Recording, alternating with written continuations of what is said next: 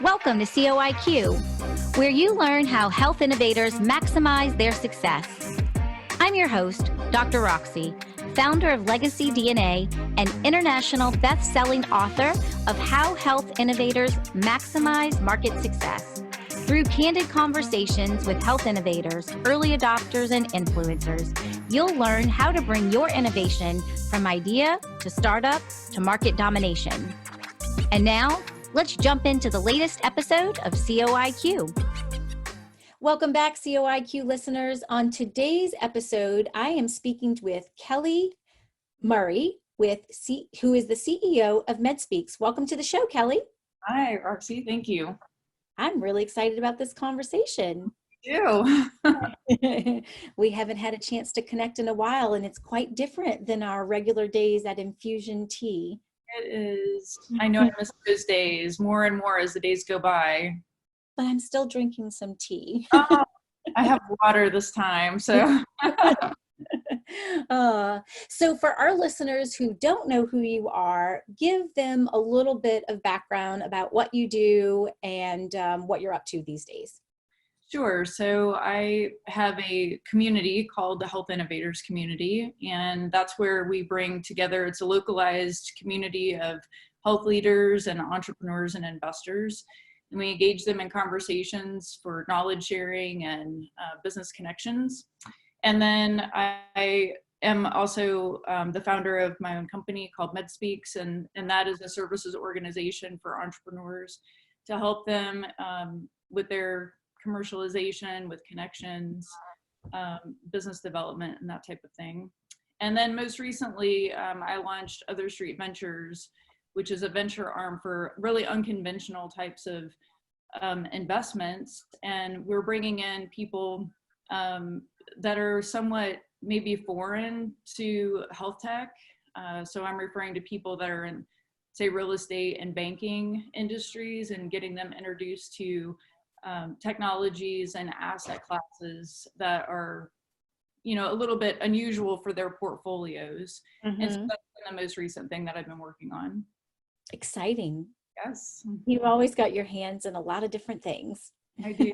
Maybe too many, but it's always fun and interesting. Well, and they're interconnected in some form or fashion. They're not completely disparate things to work in. So let's kind of start off by, I think it's good for us to talk about like what was going on pre-COVID, and then we can kind of roll into what's happening now. What was some of the things that were happening around healthcare tech and the event space, and what were some of the challenges that health innovators were facing prior to COVID? Well, I mean, definitely prior to COVID, the market was doing really well. We're based in Florida, and Florida is not necessarily recognized for having a lot of capital infusion, especially in the healthcare space. But we started to see an uptick of angel investors and more dollar amounts coming into the Florida market to help support some of the innovators in our communities around the state. And as far as events go, I mean, Orlando in particular is a massive hub, for events. So the HIMSS conference was coming up. People were really excited about that. And then, just locally at the community level, I mean, I can't even begin to tell you how many, events, face-to-face events, whether they were socials or networking events, educations, conferences. There was just a lot of diversity. I think that was the thing that I recognized the most. There was a lot of diversity, and there was a lot of quantity, high volume of activity that was happening here. And now we take a look at what's happening during COVID. Yeah. And everything has, as everybody knows, everything is just, it kind of felt like, oh, we hit pause. And now it doesn't feel like it's like we're just on pause anymore. I mean, these every day that goes by, I think everyone's anxiety starts to grow, because those connections, that activity, the volume of dollars that's active right now has really just come to a halt. The ability for us to meet face to face has come to a halt. people's ability to sustain their employees and to be able to scale their businesses has come to a halt. So times have definitely and dramatically changed. Yeah. Yep. So, what are some of the challenges that you're hearing specifically, right? So I think previously we talked before, you know, a lot of people trying to figure out like product market fit and trying to raise money. Are those some of the same, you know, challenges that folks are facing today, or is it really different in how they're maybe needing to pivot their businesses? I think that it's you know, product market fit, as you are an expert at, that's always a challenge, no matter really kind of what industry you're in, but especially in the healthcare space. I think a lot of the people that I engage with now doing check-ins, it's a matter of being able to stay relevant. Yeah. Which again falls into that market fit challenge. It's like, how does my business fit into today's environment? You know, if you're not, if you're a services company that relies on, you know, that face to face, like you actually need to go into a place to deliver a service. Well, how can you do that now? Mm-hmm. If you're a telemed company, well, life is probably pretty good. Do you know what I mean? If you have a product In a good way. yeah, if you can source a product and have it shipped and delivered to a consumer, you're probably doing okay. Mm-hmm. But I feel like those service industry specific companies are really struggling now to find ways to stay relevant. And it's probably going across the board right now. It definitely doesn't feel like there's a lot of like business to business activity happening. And so I think the relevance factor is a really important one, because I think the messaging around like the content that's being produced, how you're going to stay relevant when we do kind of buoy back up into, you know, the America's open for business again, like how do you sustain yourself and your message in a relevant way that's meaningful, that isn't asking for something from somebody else. I think that you're still finding people doing sales calls, and there's still going to be a place for that, I think. But you have to meet people where they're at right now. And I think that's where a lot of young companies, early stage companies, are really struggling to find some agility and relevance in the market right now. Yeah. Yeah. I'm definitely seeing that too. Some of the advice that I'm giving clients is, you know, communicating or creating value and kind of thinking, you know, a lot of times Gary Vaynerchuk has this, I forget what he calls it, give, jab, or jab, punch. I call it give, ask, right? So you want to give value like 3 times before you're asking for something in return. And that's, you know, before COVID. I think now for a lot of businesses from a sales strategy standpoint, it's just give. What kind of value can you give? Advice, guidance, so that way you're contributing, you're not increasing the burden right now. And then at the end of this season, like you said, you're memorable. You know, that you're still forming that trust and that deepening that connection that you have, and you're not trying to sell something to someone. Right. Yeah, I saw an example recently, and it was because the real estate industry is another good example of an industry that's kind of come to a kind of a slow halt. Sure. And there was an example was given of this real estate agent. She was, you know, very successful in her field. And when housing, you know, you can't have an open house anymore. So what are the things that you can do to sustain yourself in that? Well, there's like the 360 videos, you know, where you can at least do the virtual tours. That's going to become, you know, part of mainstream in almost everything that we do. Yeah. But then she decided, I have this really vast network of people. What if, and I believe it was I think she was local. But she decided, let me open up my network, get some fabric, and let's start sewing masks. And so she got 600 people to come together to start sewing masks. So although she's not top of mind right now for real estate, she is top of mind because she's doing something really amazing. And she leveraged the power of her network to do something impactful. Yeah. for people. There is no ask. She's not saying, It's 12:30. let me sell your home, or are you in the market to buy? It's, how do I give back to my community? How do I help save lives and protect people? I think that says a lot. Yeah, just being human, right? Right. I mean, because at the end of the day, we're all just people. Right. And people are worried about paying their rent, or paying their mortgage, or feeding their kids, or filing for unemployment and not being able to get on the unemployment system. I mean, you have to meet people where they're at, whether it's in a good economy or a bad economy. And this is a really unknown economy right now. So, I think this is the time, I truly believe, when people get really innovative. You got to get creative. How do you stay relevant? How do you make an impact on people? And I think we're starting to see some more examples happening around the country. Yeah, that thing that's been going around, I don't know who put it together, but the toilet paper, the toilet paper roll that talks, and it's like, I'm really popular right now. I mean, like, you're just seeing some really incredible creative things coming out. I have not seen that, but I need you to send it to me. I'll have to send it to you. It is absolutely hilarious. And I'm getting low, by the way. Oh, yeah, me too. Can't find any. Not panicking yet, but. Group here too. There's an artist, and his wife. His name's Jim Hobart, and his wife Beth. They collaborated with somebody also in the Orlando community, and they simply did an ask. They said, why don't we, this is what we want to do. We want to put together a thank you message for all of the healthcare workers, the service delivery folks, people that are maintaining our grocery supplies, picking up our trash and recycling. How can we convey a message out that shows that we're Orlando strong? And all they did was ask for volunteers. And literally within a couple of days, they had over 150 submissions from people that were, giving thanks, and recognizing.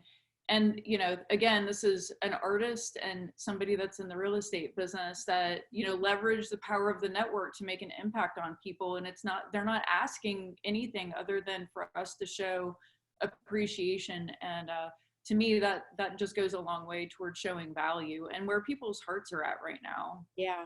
I think we're seeing so much creativity, unity, solidarity, and just real compassion. I'm in a lot of ways, I'm really proud of, who we are as a community. We're really rising. Yeah. It's good to see. So, you touched on something that I think is really interesting. And I feel like other industries maybe don't have this issue as much because it's just more common. But what about those businesses that don't have a network, that, haven't been building a list? They've just been really relying on those face-to-face counters, especially in healthcare, right? Where there's, has a tendency to be more laggards in, adoption of some of these marketing and business practices. And so, what do you have to say to those folks? Well,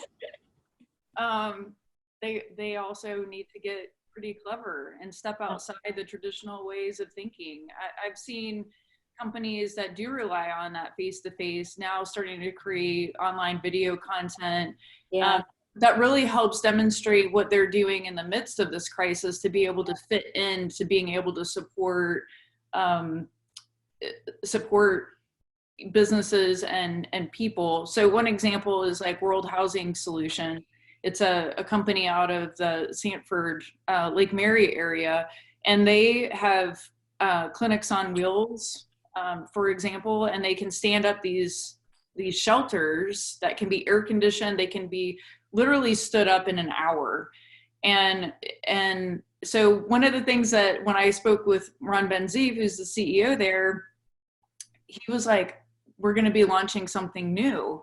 And I'm like, okay, what is it? And he said, well, we're going to put together this video and it's going to show us standing up an ICU, an independent ICU room in 45 minutes. And I was, wow, this is really cool. But one of the challenges that he has is just getting up to the right people. You know, he's definitely a face-to-face type of guy, but I can tell that he's starting to shift things a little bit and going more towards that video content and getting it pushed out. So they were recently featured on the news. So I think that there are ways that you can, you know, you have to find a way to stay relevant until this economy booms again. And whether that's, you know, doing helpful tips, Yeah. you know, another example I can give you is just what we're doing. So on the Other Street Advisor side, which is a brokerage company that I'm a managing partner in, we broker manufactured housing communities, and we also own manufactured housing communities. And so one of the things that, you know, came up when we were faced with this pending crisis is that we have several 55 and older communities. Well, the last thing that you want is a 55 and older community becoming a hotspot for COVID. Yeah. And so, you know, then immediately our minds started shifting into, well, how do we help educate community owners on how to thwart and protect their residents? How do we help them navigate through uncertain times when these owners of these, you know, these large parks may not be able to collect rent? How do we help them manage if there is a health outbreak within their community? How do we help those residents get access to care? How do we educate them about hand hygiene? So these are not things that are typical, you know, you would not think that you would provide this type of education, but this is the stuff that we're now promoting, which is it's an unorthodox approach, but it's again about being able to provide that value and not having an ask back. Yeah. So I think, Kelly, what you've been talking about is just some really incredible examples of ways that folks need to pivot in their marketing, pivot in their messaging, pivot how they approach folks, pivoting in the content that they're developing, how they're helping, serving, educating, informing, and all those little nuances. Not every company is going to need to pivot in the same way, but making sure that you're looking at that, taking inventory, and then, like you said, getting creative and coming up with some unorthodox, because the rest of the world is also going digital. And so there's more noise in those digital channels than ever before. Yes, I totally agree with you. Yeah. But you did bring up a good point, though, about those organizations that maybe don't have a following. And I think being able to leverage places like Twitter and Facebook and Instagram and sharing those, you know, the stories, like the real estate agent who's got, you know, people cutting fabrics, you know, they're capturing video vignettes of people doing the work, you know, and to me, those are really powerful things, and they don't cost a lot of money, and they're high impact. And so I think you can build a following if you don't have one already, simply by providing really relevant, valuable content, tips, you know, things of value, things that touch the emotional heartstrings of people will help you inherently get that following. Yeah. Yeah. The other thing that I think you touched on is the rawness or the authenticity of like cutting it out, right? So I think a lot of times we naturally want to, you know, show the beautiful, perfect finished product. And that's really not going to be nearly as effective and powerful at connecting at the heart, right? Is if we actually show in the thick of cutting the fabric out. And so, you know, just encouraging our listeners and just to be real. Right. Yeah. Be authentic, be personal.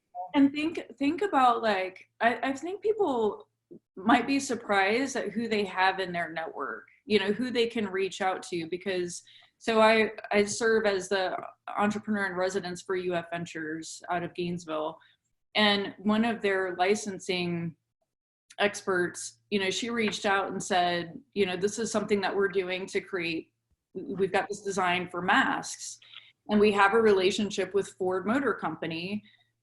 Do you have anybody that can source N95 fabric? And I'm like, I don't know. Maybe, you know, let me see. And so I picked up the phone and I made a few phone calls, and turns out I did have somebody in my network that has access to suppliers with N95 fabric. She happens to know the CEO of Cardinal Health. She and, you know, the person at UF Ventures get on a phone call. They have now introduced Cardinal Health and Ford together, to start seeing where they might have some synergies. And so, there's nothing in that for me except, oh, wow, I put some goodwill out into the world. I was able to leverage my network. And, if it produces even 1,095 masks, I will be, glad to have done my part. And so you might be surprised. I mean, I think it's just when somebody asks me the question, I'm like, I don't know fabric suppliers. Right. But then I'm like, but I do know, now I know people who do know people. Yeah. And so it's kind of it's that trickle out effect. And I think you don't have to necessarily be creating massive content or, inventing something brand new and profound to make an impact. You can simply just pick up the phone and have those conversations with people you already know and just inquire about how you might be able to help them. I think that can go a really long way. Yeah. So let's switch gears a little bit and talk about the financial landscape for health innovators, right? There's going to be so many people that were, lined up for pitch competitions and, all those events that they were, ready to, meet and network and, kind of that pipeline of trying to raise capital. What's happening now? What do investors need to know? And what do they need to do as next steps? Well, I think there's a couple of interesting things going on. So I recently did a fundraise for a company I'm really passionate about. And I think you know this company pretty well. Yeah. And so it was kind of an odd situation with how it even started. I've been advising the company for the last couple of years, wanted to make a personal investment in the company, and then told a few of my investor friends about it. And they wanted to hear about the company too. And this was 6 months ago when the process started. So you could never have anticipated 6 months ago that we would be facing a respiratory disease. This happens to be a respiratory product. Yeah. And, it was a very interesting experience going through, it's already hard enough to raise money. I mean, you really have to have something with a very clear message, purpose, and return. There just has to be that vision and people that can execute. There's all these different components that go into making something successful. And all those things really need to almost lock in step in order for an investor to get their checkbook out and write any dollar amount. Yep. So as we started kind of going down the 6-month adventure of trying to syndicate for Air Health, the conversations definitely started to change over time, especially once in January, the COVID thing started to rear its early head in the US. And then as the months ticked by, it started to get even more interesting because people that were very firm on their investment 2 weeks prior were now starting to flake. Mm-hmm. And I'm trying to keep this thing together because I have a minimum that I have to hit in order to get lead investor terms. And so I'm like, well, I believe in this product. And either they just had to either believe in it or they had to step off.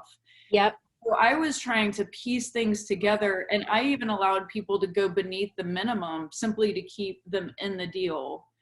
And I had to remind them, this is how the company is responding to COVID. This is how it has a market fit. Here's how it's going to have a long-term need in this space. And so there was a lot of work that had to be done just to reassure investors that despite what was happening in the stock market and that they were losing money, that they still needed to write me a cash check in the midst of everything. So we're going through like what could potentially be the worst economic crisis in history. Yep. And I still closed my round. Wow. I still closed it. I didn't think I was going to get it done. Awesome, Kelly. That's so awesome. With 17 angel investors. All angels willing to cut checks, of all different types of sizes. But I did, it just, to me, it just showed me that, even in an unknown time, you can still raise money as long as your product and your message and the fit is spot on. And so I didn't have any attrition. Mhm. as a result of it. I had one, I take that back. I had one that came back and said, my accountant said I would be crazy to invest right now. And I said, well, any accountant would say that right now. Do they know what you're investing in? Right, Well, right.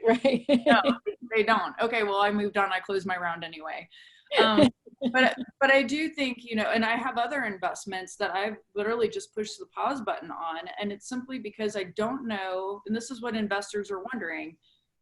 They don't know what's going to happen with the economy. Is this going to be a 6-month economic hit? Is it going to be a 12-month? Is it going to take years for us to recover? Right. And when you're looking at investing in a company, you have to look at how much runway do they have.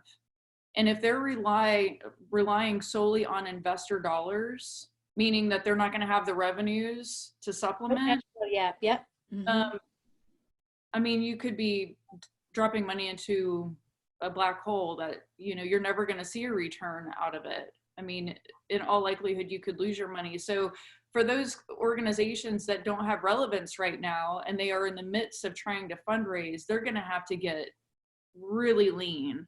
Mm-hmm. They're going to have to get real lean, real creative, and figure out how they can stretch that runway so that they can sustain themselves through however long this is going to be.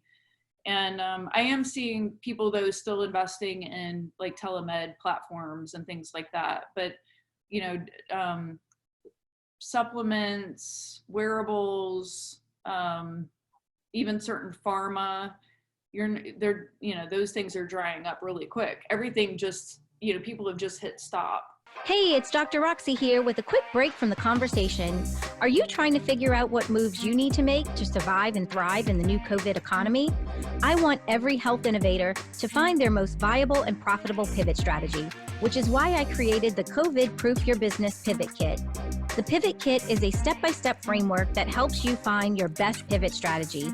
It walks you through 6 categories you need to examine for a 360-degree view of your business. I call them the 6 critical pivot lenses. As you make your way through this comprehensive kit, you'll be armed with the tools, tips, and strategies you need to make sure you can pivot with speed without missing out on critical details and opportunities. Learn more at legacy-dna.com/kit. Yeah. That's So I'm going to go back to what you were saying about the message and the purpose and the return. So a lot of the conversations I've been having these last few weeks have been around like whatever deck you were using to pitch your company, that needs to be revamped. Yes. Like your whole messaging and business model, even if it doesn't necessarily change, it needs to be reframed, right? Because their questions, their concerns are very different. I call it COVID proofing your business and presenting your business as COVID proof, right? And these are all the things that we're doing. So exactly what, to be able to accomplish exactly what you said, like whatever confidence we needed to give those investors previously, the language that we're using in the amount of confidence that they need has certainly increased, right? Totally. Absolutely. 100%. Couldn't agree with you more. I like the COVID proofing. Uh-huh. I mean, we're going to say a lot. I mean, we're going to learn a lot because of this crisis. We're going to learn, we're going to see some new innovations surface, which is really exciting. And you'll probably see investor dollars flood into that direction. And you're going to see those that, had such great potential in a great market have literally no potential in a down market. Mm-hmm. And so I'm curious, and I'm also slightly alarmed at what we're going to see because, this was an entrepreneurial market. Yeah. It was also a seller's market, if you want to look at the real estate industry, and now it's, I don't know. I'll be real curious. Well, that's just it, right? We just don't know. It's really hard to describe what this market is. Right. That's true. Yeah. and how long it's going to be that thing, because everything is so dynamic, right? Well, and there, and if you're looking, aside from, investing in startups, just investing in the real estate, I'm sorry, not real estate, in the stock market. Mm-hmm. I followed, and I'm not stock savvy, right? Let me just make that clear. I'm much more comfortable Come writing on. a check to a startup company than I am, playing the stock market. So Yeah. I have a certain percentage of my portfolio in stocks. And I mean, like literally within 4 days, I lost 35% of my portfolio. Mm-hmm. And I watched the numbers and I went, oh my gosh, do I just yank all of it out and put it in cash, or do a self-directed IRA and start investing it myself? And I decided to leave it, and it did pop back up, thankfully. But there's a huge opportunity in the stock market for those companies that have sustained themselves over the last 100 years and their stocks have just tanked right now, to potentially invest in that, knowing that over the next 20 years, you're going to see, hopefully you'll see that kind of resurface, like in the American way, Right. we dip and then we peak and then we dip again and we peak. So, I think the same can be said even when you're talking about young companies and investing in them.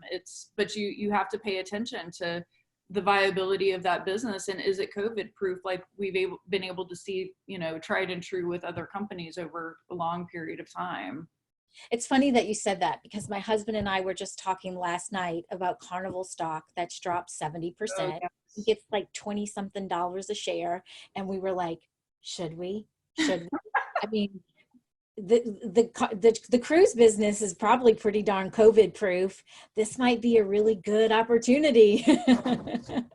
Just never know. I mean, Yeah. I think investors are going to keep their eyes and ears open for whether it's, a new type of chemical that has been proven to, ward off COVID, the coronavirus itself.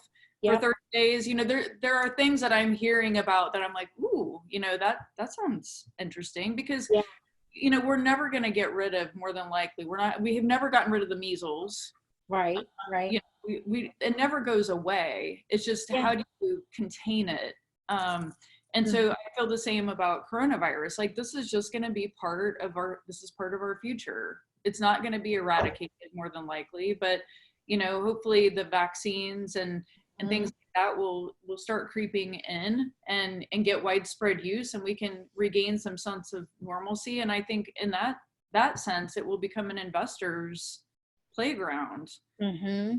And get those things in place. And I think you'll start to see investor dollars starting to funnel back in over time. But certainly right now, everybody's really gun shy and they're just holding on to cash. Yeah.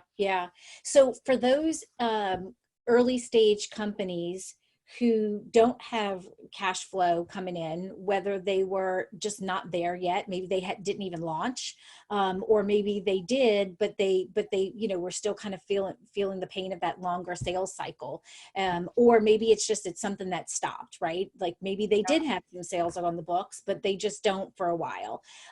What advice do you have, if this was a company that's in your portfolio and you're sitting down with them and you're like, okay, we got to get lean.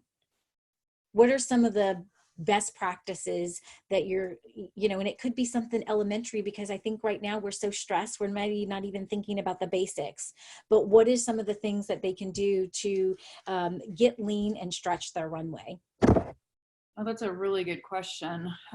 So some of the things that I've heard companies talk about that they've done, and we've also taken these steps in my companies as well, is, really canceling off non-essential professional service contracts. I mean, it's kind of a painful thing to have to do, but I had even brought on some expertise, and it was to help us with marketing strategy and, the things that you want to be able to separate yourself from the rest of the gang. But when those are high dollar contracts and they're not critical, like mission critical, you've got to cut them or hit pause. Like, you don't need to cancel the contract. You don't need to get yourself into a legal liability with it, but you should have the ability to push pause. I mean, for the most part, like all of ours have been really understanding that they've been paid through the month of April, but until we know more, in May, June, July, that we're going to postpone until the fall. So I think for small businesses, whether you're a startup company or, you know, a mid-stage company, that's an easy thing for you to be able to do. And I think the timing of that is really important. So I think a lot of times as, you know, entrepreneurs, you know, we are really passionate about the mission that we have before us, right? And being able to make our impact in the world. And there's definitely a lot of, feel good around being able to employ other people. And so it's really, really hard when you think about that, right? Especially when you know, like, oh my gosh, like you're just as desperate as I am. Like, this is just as important for you as it is for me to not pay it. It is for you to get it. One of the things that I think is really important is for people to take a hard look at that as soon as possible. Yes. Dragging it out doesn't do good for them, for the company, or for the other person. Yes. I know another thing too is if you're in a lease, you know, with your landlord, I mean, this is affecting landlords and mortgage holders too, is, you know, being able to sit down and talk with them about getting a discount on rent. It's not that you're going to get a pass. It just means that you can defer that payment, maybe you can spread that payment increase like over the latter 6 months of the year so that you're paying more for your rent. Yeah. You need to go completely remote and everybody starts working from, maybe, I think what we're going to see is a lot of businesses that thought they could never work remote find that they are very effective working remote. And that might actually have a really interesting impact on office space and retail space moving forward. You know, I think we're going to start to see some shifts, but, you know, if you're a young company and you have, you know, and you're trying to extend that runway, you need to get, you know, really think about your high dollar expenses. And a lot of times professional services and your rent are going to be expensive. So if you can defer those, I know in our case, we got a 70% reduction in our rent.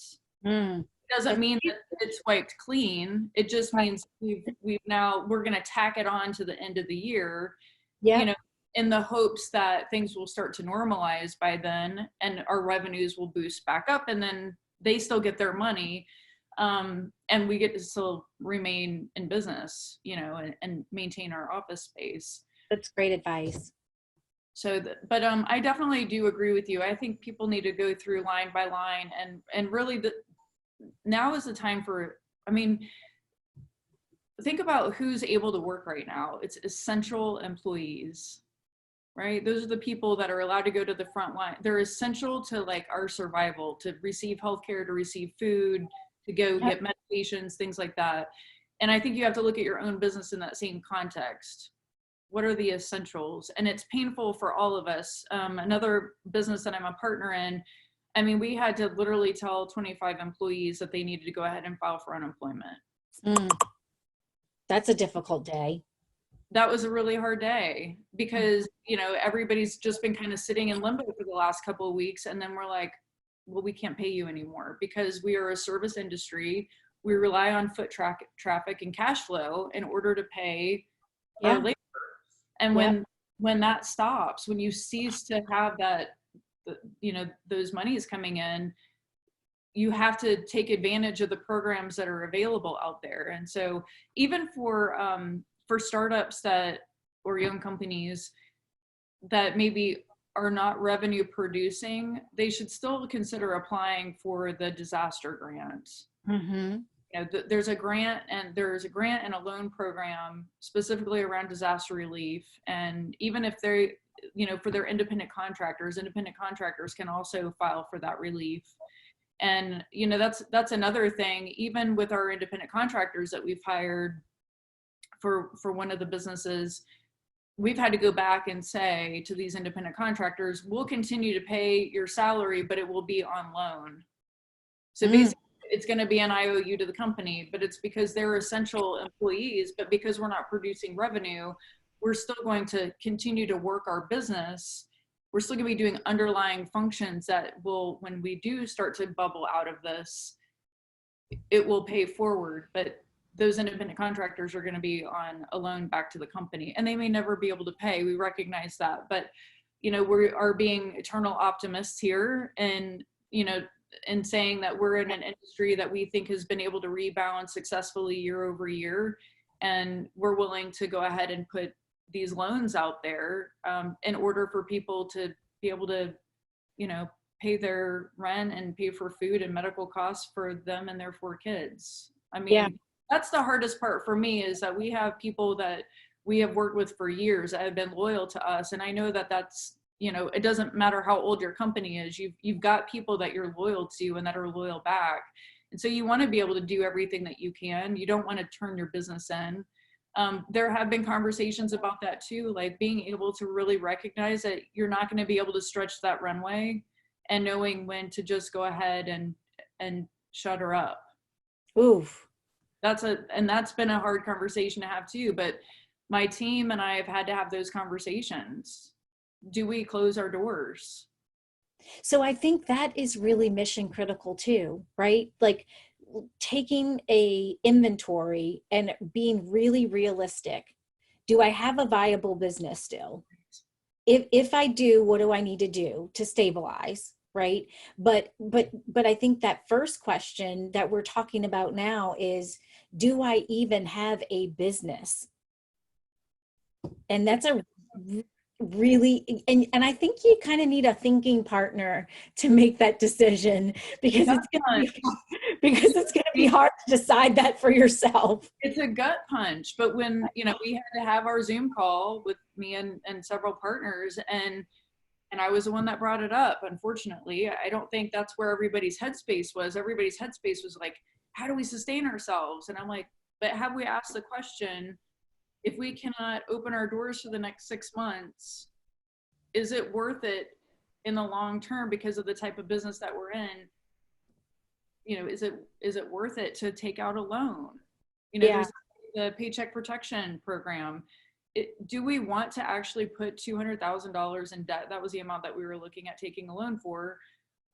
Is it worth it? Are we going to be able to repay this back?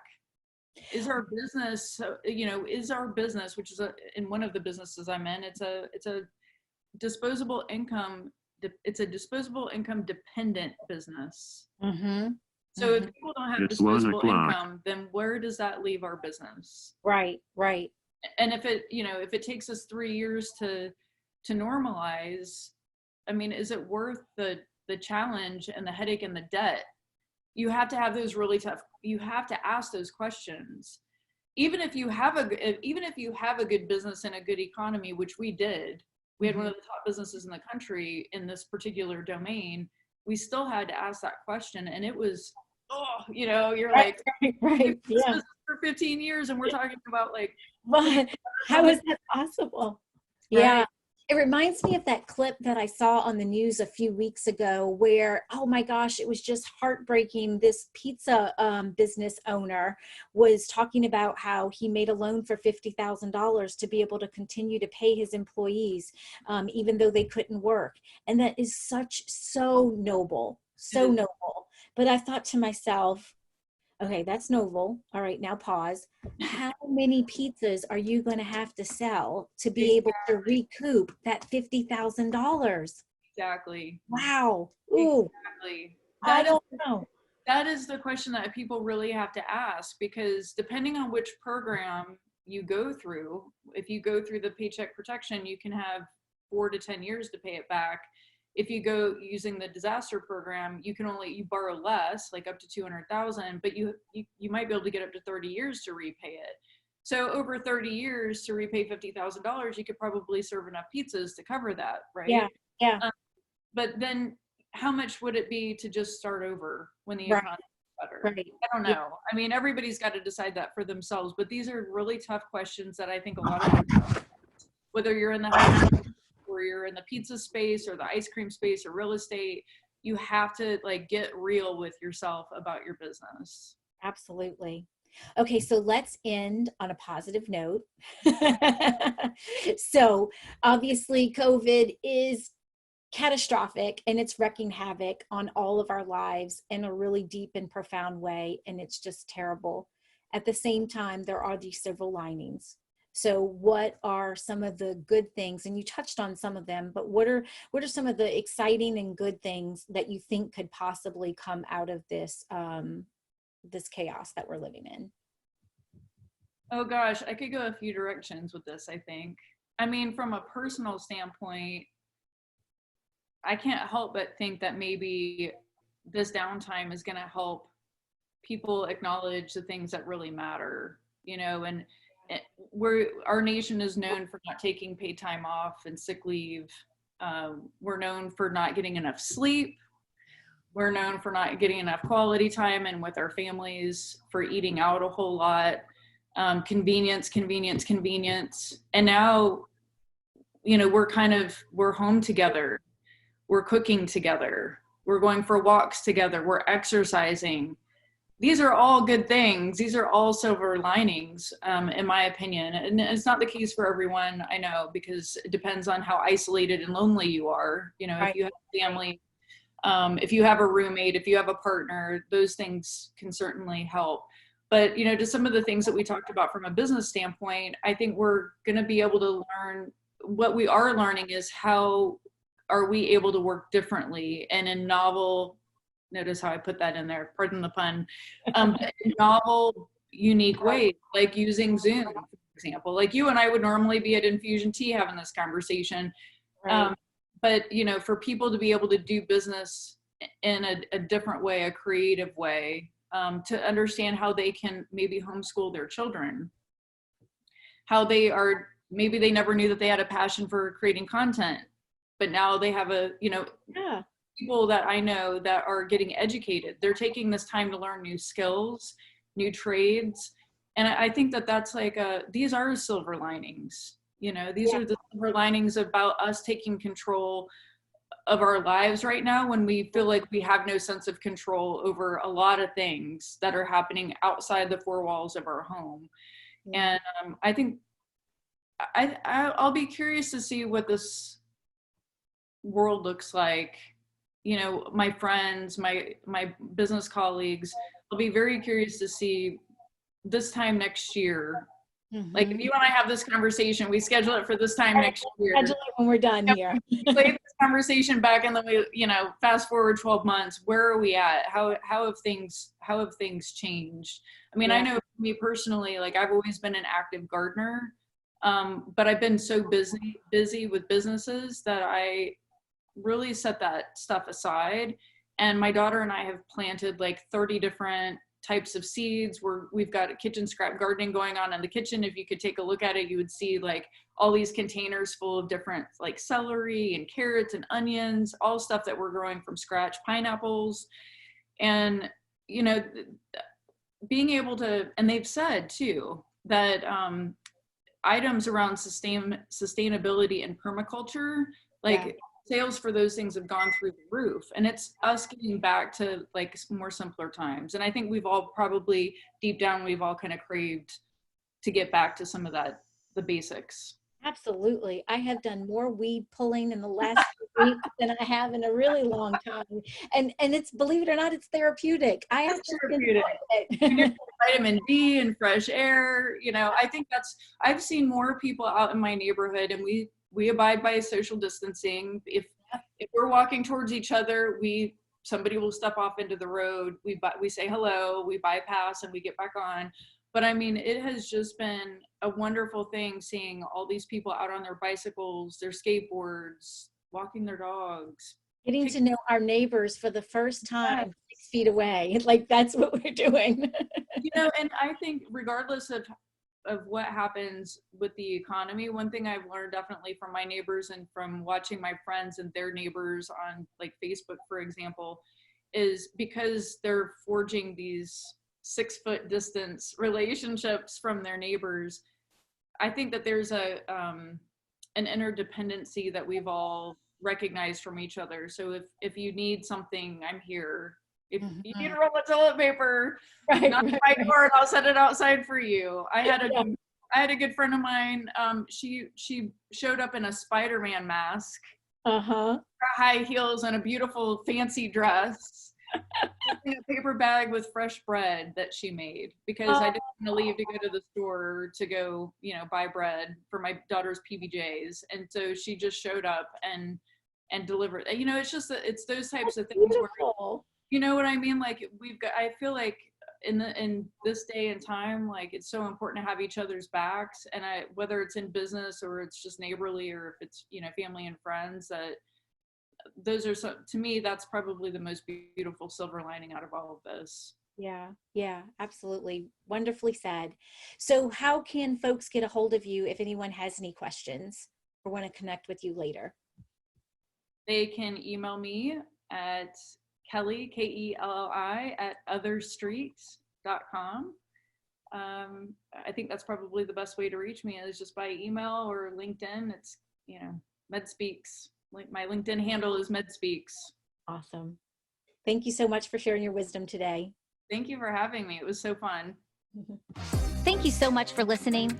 I know you're busy working to bring your life-changing innovation to market, and I value your time and your attention. To save time and get the latest episodes on your mobile device automatically, subscribe to the show on your favorite podcast app like Apple Podcasts, Spotify, and Stitcher. Thank you for listening, and I appreciate everyone who's been sharing the show with friends and colleagues. See you on the next episode of COIQ.